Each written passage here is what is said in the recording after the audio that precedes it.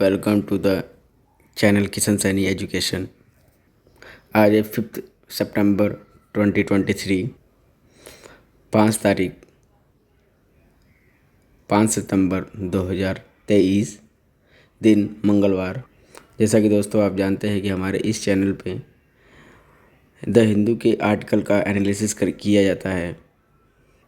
Exam के perspective से जो इम्पोर्टेंट फैक्टर है उसको सामने लाया जाता है।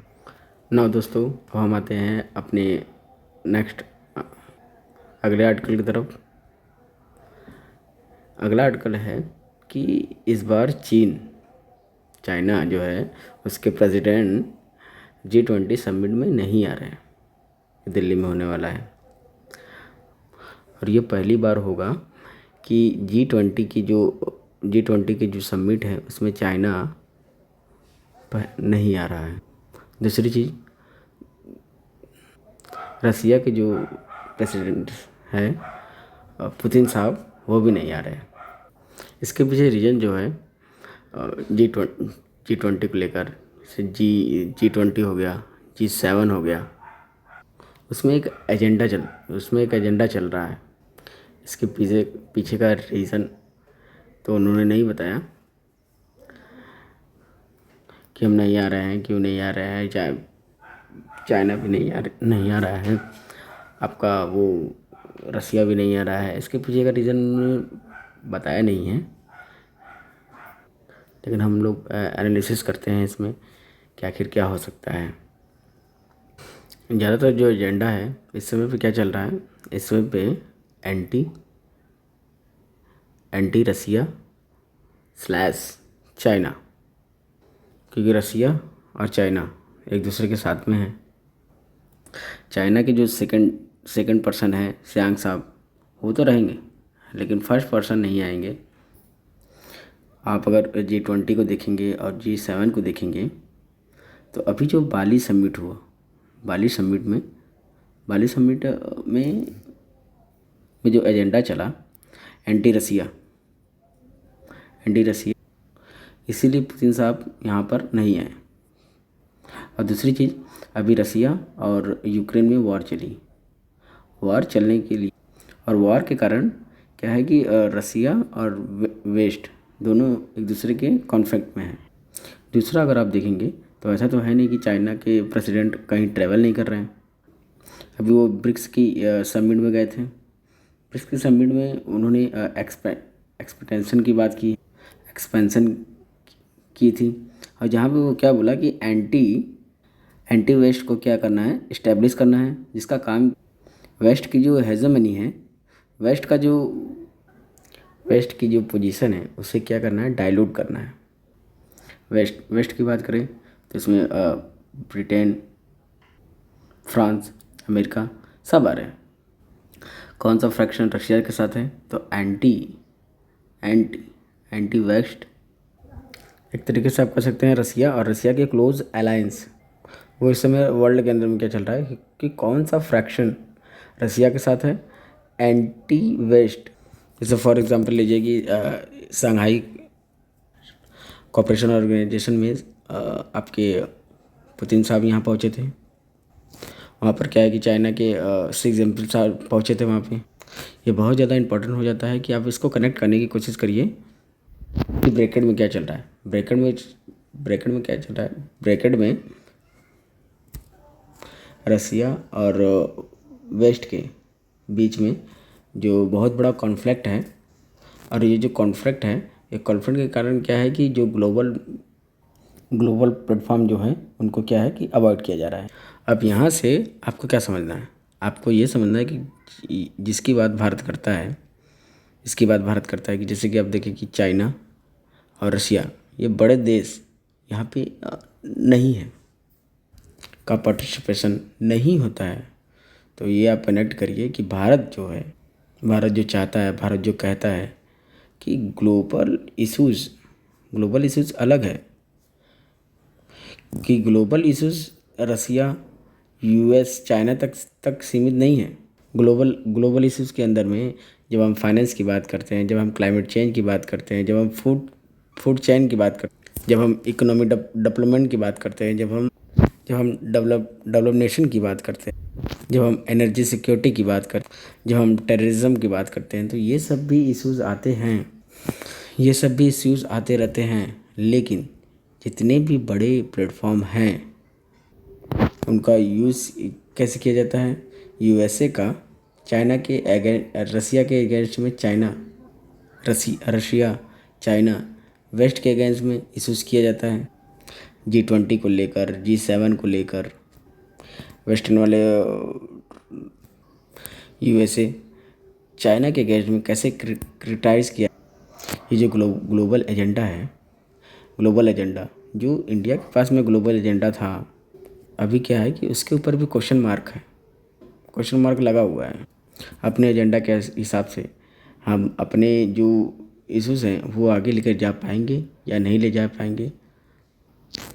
ठीक है दोस्तों, आप इसको कनेक्ट कर पा रहे हैं। अगर अभी क्या है कि अगर G20 की समिट में रसिया सामने बैठी हो, फिर बाद में उसको क्रिटिसाइज़ किया जाए, रसिया के ऊपर क्वेश्चन उठाए, तो अब क्या है कि सामने सामने जो होंगे, सामने सामने रसिया को क्रिटिसाइज़ किया जाए, तो ये हमारी इम्यूनिटी और फॉरेन पॉलिसी के ऊपर भी क्या है क्वेश्चन उठाता है।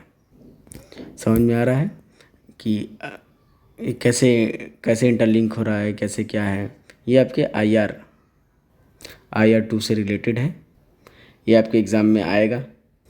अब आपने G20 के बारे में तो पहले से ही पढ़ा होगा, लेकिन क्या हो सकता है ऐसे भी क्वेश्चन आ सकते हैं कि बताइए रसिया और चाइना G20 के समिट में नहीं आते हैं, इसके पीछे का तर्क दीजिए, इसके पीछे का विश्लेषण कीजिए। तो यहाँ पे ऐसे भी क्वेश्चन बन सकते हैं, ऐसे भी एग्जामिनर पूछ सकता है। यूपीएससी बहुत टफ एग्ज़ाम है। हाँ, चाहने वाले के लिए टफ एग्ज़ाम नहीं है दोस्तों। यहाँ पर मैं आपको एक होमवर्क दे रहा हूँ, आपको बस ये बताना है कि G20 के अंडर में पाकिस्तान है या नहीं है, ये आप हमको कमेंट करके बता सकते हैं। नेक्स्ट आर्टिकल, ये बहुत ही इम्पोर्टेंट आर्टिकल है और बहुत ही इंटरेस्टिंग आर्टिकल है। यह वुमेन लेडी के बारे में, वुमेन के लिए बताया गया है, और ये आपके एग्ज़ाम में आ सकता है। ये आर्टिकल जो है क्लाइमेट चेंज को लेकर है, लेडीज़ के ऊपर है, वुमेन के ऊपर है, क्लाइमेट चेंज के ऊपर। अब क्लाइमेट चेंज में क्या है कि बाढ़ आ रही है, आग लग रही है, सूखा पड़ रहा है, बारिश हो रही है। तो ये सारी चीज़ें क्लाइमेट चेंज हो रही है। क्लाइमेट चेंज अगर हो रही है तो ज़्यादा इम्पैक्ट किसके ऊपर पड़ रहा है? इमर्जिंग इकोनॉमी के ऊपर पड़ रहा है। अगर इमर्जिंग इकोनॉमी के ऊपर पड़ रहा है तो वहाँ पर अगर आप देखेंगे तो विमेन सबसे ज़्यादा वनरेबल है, विमेन और गर्ल्स। जब विमेन और गर्ल बहुत ज़्यादा वनरेबल हैं तो इनका कहना है कि हमको भी क्लाइमेट चेंज में जो पॉलिसी बन रही हैं, हमको भी क्या है पॉलिसी मेकिंग में हमें क्या है कि इन्हें इन्वॉल्व करना चाहिए।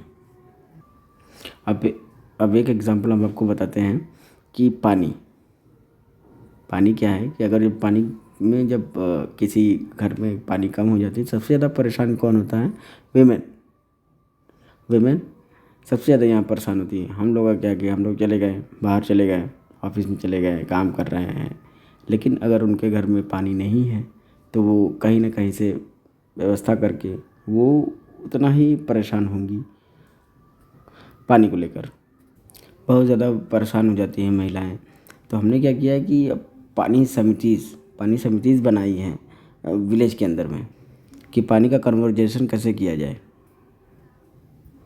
इसमें कहा जा रहा है कि महिलाओं को विमेन लेड क्लाइमेट चेंज में जो इन्फॉर्मेशन है उसमें इन्वॉल्व होना चाहिए। अब मैं कुछ एग्जांपल दूंगा। पानी को लेकर जो परेशानियां हैं वो ज़्यादातर, जैसे पानी की जो परेशानी ज़्यादातर ह्यूमन को लेकर है। ह्यूमन ही पानी जाती है लेने के लिए। और दूसरी चीज़ एग्रीकल्चर के क्षेत्र पे पहले से डायरेक्टली अगर हम देखें, डायरेक्टली वो उनका काम नहीं रहता है, लेकिन कहीं ना कहीं उनका बहुत ही बड़ा इम्पोर्टेंस रहता है एग्रीकल्चर के क्षेत्र में। और एग्रीकल्चर किसके किसके ऊपर डिपेंडेड है? एग्रीकल्चर पानी के ऊपर डिपेंडेड है। आपको जान के हैरानी होगी, जब भी कोई पहले क्या है कि पहले जब डिसास्टर होते थे तो दो प्रकार के डिस्प्लेसमेंट होते थे। डिस्प्लेसमेंट मतलब कि एक जगह से दूसरी जगह से जाना, जैसे कि माइग्रेशन भी कह सकते हैं। दो तीन तरीके से होता था। एक तो होता था कि भाई साहब हम आपको यहाँ रहने नहीं देंगे, और दूसरा एनवायरनमेंट, वेदर, माइग्रेशन करते हैं क्लाइमेट चेंज को लेकर, वहाँ पे भी माइग्रेशन होता है। जब भी ऐसा होता है तब मेरे दोस्त ह्यूमन ट्रैफिकिंग बहुत ज़्यादा होता है, ह्यूमन का इन्वॉल्वमेंट बहुत ज़्यादा होता है, और ह्यूमन ट्रैफिकिंग की वजह से हमारे ह्यूमन को बहुत ही इम्पैक्ट पड़ता है। क्लाइमेट चेंज का इम्पैक्ट हर किसी के ऊपर पड़ता है, हर किसी के ऊपर, लेकिन सबसे ज़्यादा इम्पैक्ट जो पड़ता है वो वुमेन और गर्ल्स के ऊपर पड़ता है। अगर आप डाटा देखेंगे तो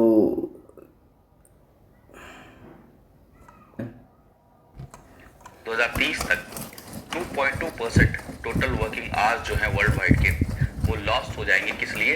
हाई टेम्परेचर के कारण प्रोडक्टिविटी कम होगी। अब ये कनेक्ट करिए, हम वैसे ही ऑलरेडी स्ट्रगल करते हैं क्या वुमेन के वर्क फोर्स पार्टिसिपेशन को इंक्रीज करने के लिए, और अगर क्या होगा, प्रोडक्टिविटी कम होगी, हाई टेम्परेचर होगा, तो ये क्या करेगा और फर्दर क्या करेगा, जेंडर इनइक्वालिटी को इंक्रीज करेगा एम्प्लॉयमेंट के अंदर में भी। यूनाइटेड नेशन क्या कहता है 2009 के अंदर में, उन्होंने कहा जेंडर्स, सभी जेंडर्स को अगर देखा जाए तो उसमें वुमेन हाईली वल्नरेबल हैं और उनके ऊपर में सबसे ज्यादा इंपैक्ट पड़ेगा क्लाइमेट चेंज का मेन के रिस्पेक्ट में।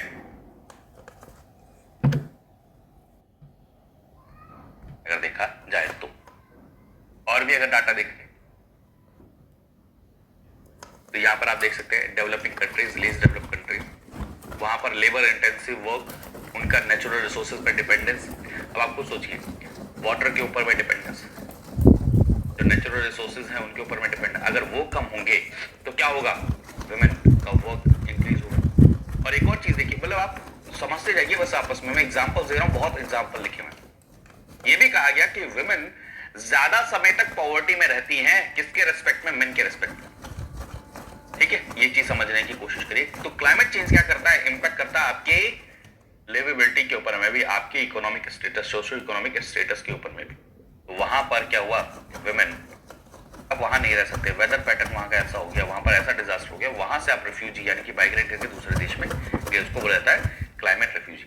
अब जो क्लाइमेट रिफ्यूजी की हम बात करते हैं तो वहां पर वुमेन बहुत ज्यादा वल्नरेबल रहती है। ये चीज आपको समझाने की जरूरत नहीं है। जब भी इसका एग्जांपल देखिए, किसी को घर में कोई परेशानी है तो सबसे ज्यादा वल्नरेबल वुमेन, वॉर के समय पर सबसे ज्यादा वल्नरेबल कौन, वुमेन। आपने देखा होगा कि सेक्सुअल अब्यूज चीजों के लिए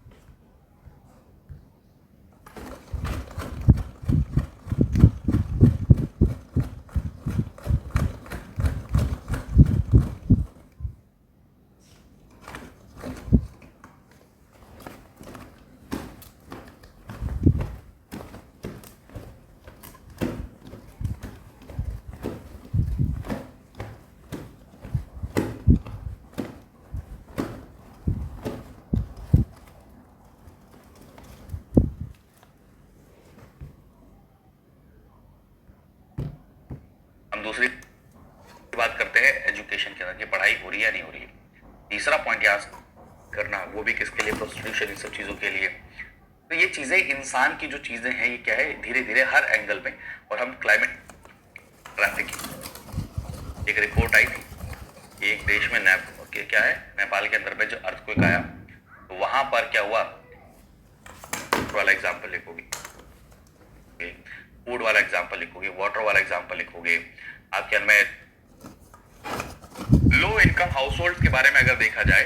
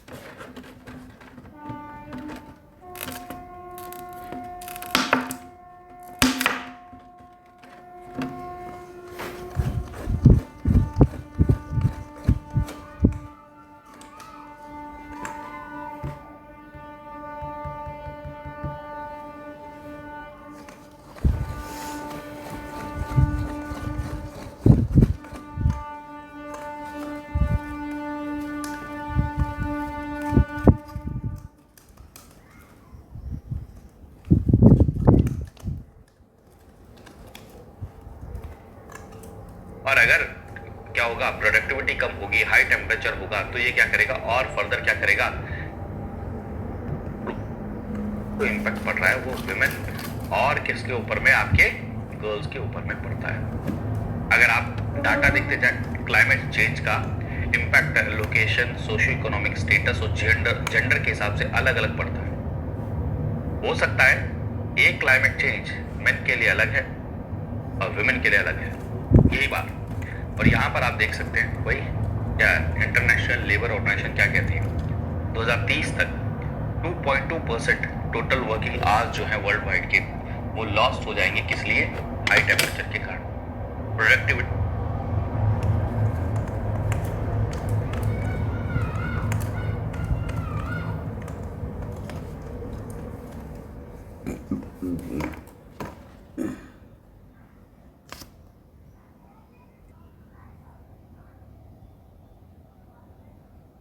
और दूसरी चीज़ यहाँ पर लेबर ऑर्गेनाइजेशन कहती है कि 2.2%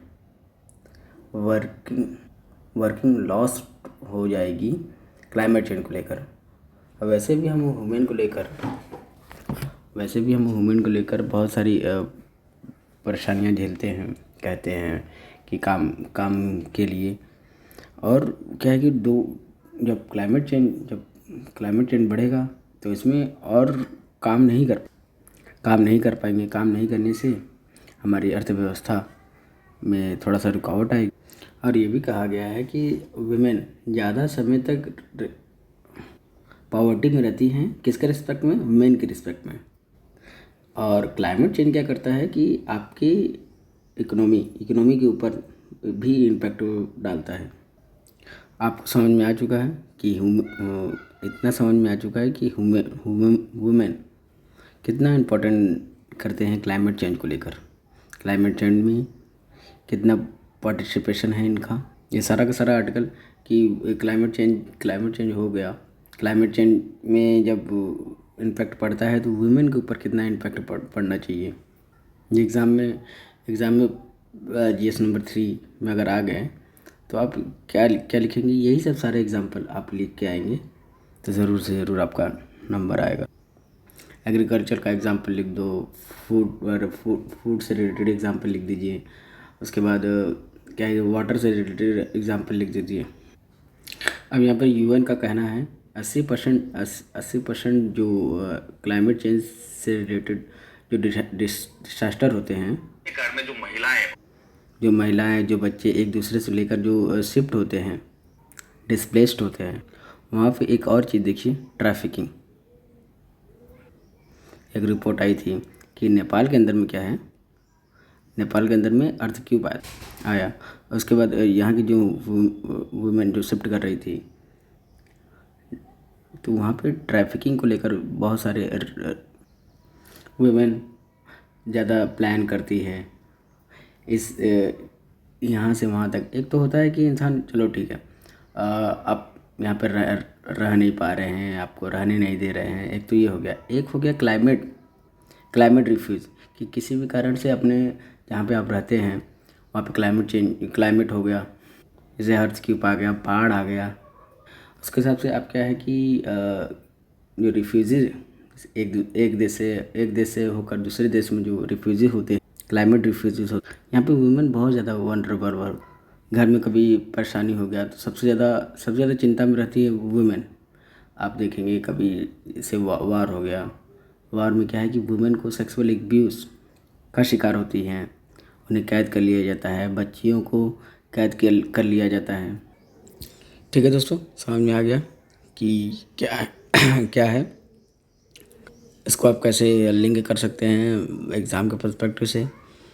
आप इसको अच्छे से, अगर आप जितने भी एग्जाम्पल हमने बताए हैं वो आप अच्छे से एग्ज़ामिनर को दे दें, एग्ज़ामिनर से करके दे दें तो काफ़ी अच्छे नंबर आएंगे। सो दोस्तों, आज का द हिंदू एनालिसिस इतना ही। आपसे विदा लेते हैं। जय हिंद, जय भारत।